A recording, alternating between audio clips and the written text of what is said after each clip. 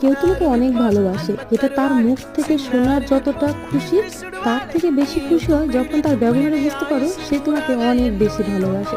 যাই হোক, সকালবেলা ওয়েদারটা এত সুন্দর ছিল বলে ছাদে গেছিলাম, আর এসে আমার পাখিদের জল খাবার সব কিছু দিলাম। এদের ঘুম ভাঙেনি, 9টা বাজতে চলেছে। আমি সোজা চলে গেলাম আমাদের জমিতে কয়েকটা জিনিস আনতে।